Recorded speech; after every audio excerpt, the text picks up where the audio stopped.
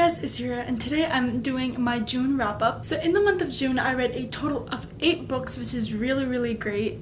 It was kind of expected because I'm off of school. I have summer, so I don't have any classes or any school or anything, but I am doing ACT prep because I'm taking the test in September, which has been busy, but I still managed to read 8 books, which is pretty good. And all the books I gave pretty high ratings to, which is always great. So let's just go ahead and get started. The first book I read in the month of June was From Twinkle with Love by Sandhya Menon. From Twinkle with Love is Sandhya Menon's second book, and it follows the main character Twinkle Mehra, who is an aspiring filmmaker. But this love of film is not always loved by everyone, but then one day this boy named Sahil comes and offers her to create a film with him for a film festival. She says yes for 2 reasons. 1, because it's an opportunity to showcase her film, and 2, because Sahil is actually the brother of her longtime crush Neil. So she joins him not only to create a film for everyone to see, but also to hopefully become closer with her crush. Then later on, an anonymous person starts emailing her that signs off with the letter N, and she thinks it's Neil. Along the story, she starts realizing that she's actually falling for Sahil and not Neil, and it basically follows her journey as she goes through a bunch of feelings. Also, this book is told through letters that Twinkle writes to her favorite female filmmakers. I always love Sandhya Menon's books because they're just so cute and adorable, and it's perfect for the summer. They're like rom-com, they're light, they're fluffy, they're the perfect thing you need when you need a light pick-me-up, or after I always like to read contemporaries after I read like a big batch of fantasy. I always like to throw in a contemporary to kind of keep it not monotonous. And this, I read it at the perfect time. I was going through finals and I was really stressed, and this book is just a good book that I picked up to read during that time, just between classes or between finals, or if I had leftover time between studying, then I always picked this book up, and it was perfect because it was a light contemporary. I give this book 4.5 out of 5 stars. I really enjoyed it, but I didn't like it as much as I liked When Dimple Met Rishi. When Dimple Met Rishi I liked slightly better, but this wasn't a bad novel. I still liked it, I just preferred that one more. The second book I read in the month of June was An Ember in the Ashes by Sabaa Tahir. An Ember in the Ashes is the first book in the Ember quartet. This follows the main character Laya, who is a slave in the Marshall Empire. The empire has taken over their land, and it is a very tyrannical, brutal force. Then when her brother is kidnapped, she makes a deal with this rebellion group that she'll go into the Marshall Empire's military academy and basically disguise herself and spy there in return for them helping her find her brother. At the military academy, she meets Elias, who's the second main character, and who is the military's finest soldier. They meet up, and there's a lot of stuff that goes down, and it's a very good book. I loved it so much. Sabaa Tahir just has a great way of writing a world with amazing characters and 3-dimensional characters, with this world that is brutal and beautiful at the same time. I gave this 5 out of 5 stars. I loved it so much, and I jumped right ahead into the second book right after this. As you can guess, the third book I read in the month of June was A Torch Against the Night by Sabaa Tahir. A Torch Against the Night is the sequel to An Ember in the Ashes. I overall gave this, I think I gave this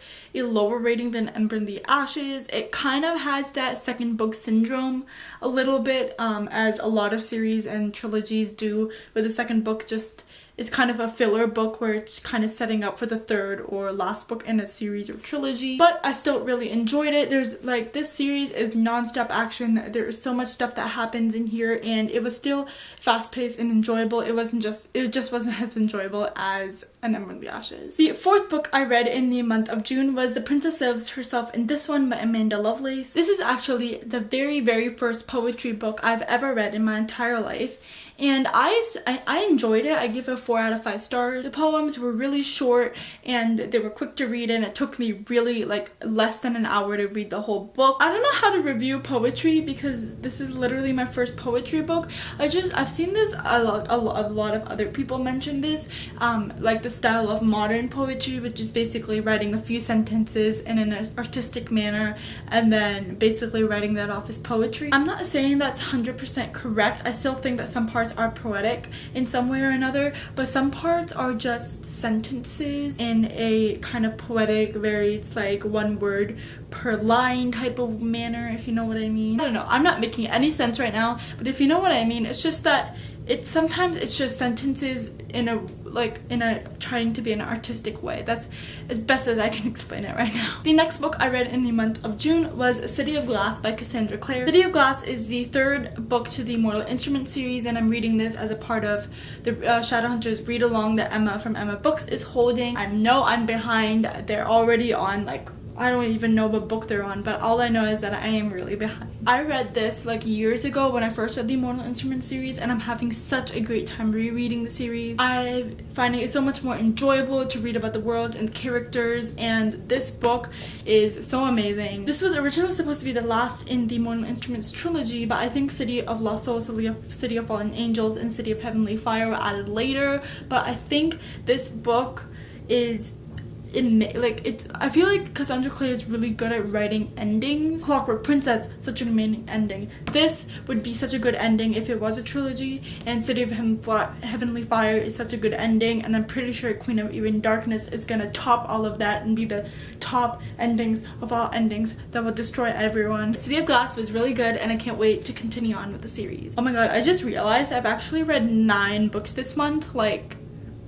Yeah. So I guess this is the whatever number book, I don't even know now, but the next book I read in the month of June was The Cruel Prince by Holly Black. It follows the main characters Jude and her sisters as their parents are killed when they are 7, and then they're taken off to this high court of fairy. So Jude and the rest of her sisters, they grow up as humans but in a fairy world. And now after 10 years, Jude wants nothing but to be a fairy, but she can't because she's immortal, and the fae actually hate her because she's mortal, especially the Prince Carden. She wants to beat Carden and she doesn't care about the consequences, and a lot of stuff happens. There's a lot of political intrigue in this book, a lot of politics, a lot of betrayals. I've said this all before in previous videos, but I give this a 5 out of 5 stars. I was surprisingly really happy with this book. In the end, I really enjoyed this book, and I really hope I love other Holly Black books as much as I love this one. The next couple books I actually got from the library, and I actually returned them like yesterday, so I don't have them with me, but the first of those is A Sky in the Deep by Adrienne Young. Sky in the Deep I gave like a 3.5 out of 5 stars. I didn't enjoy it as much as I wanted to. I did absolutely fly through this book. I read it like in 2 days, I think, and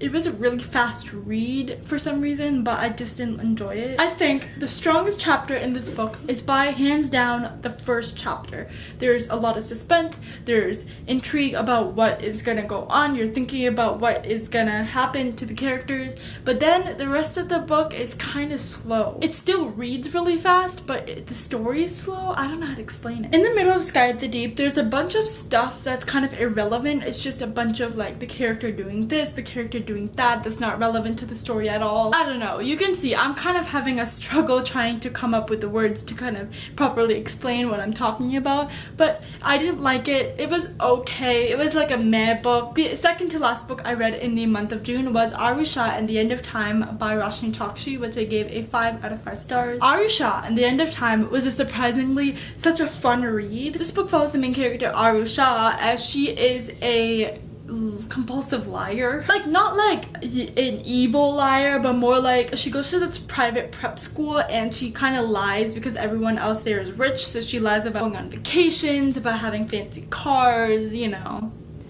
And then one day her classmates found that she actually works with her mom in the Museum of Indian Culture, I think it is.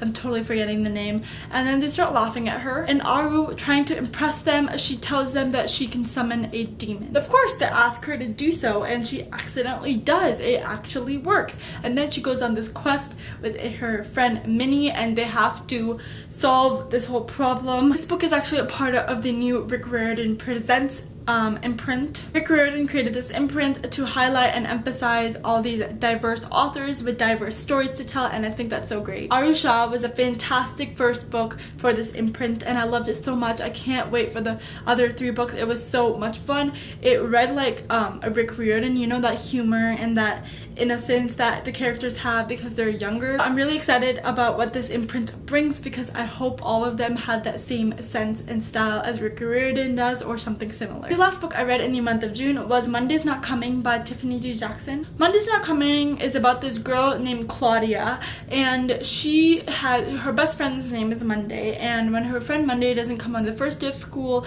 the second day of school, the second week of school, she knows something's wrong. She starts asking around her teachers and Monday's mother and her sister, but none of them can tell her exactly what happened, so she starts investigating into what really happened to Monday. This is just me, but I thought it would be kind of different than what it actually turned out to be. The way I read the synopsis, I thought it would be more like,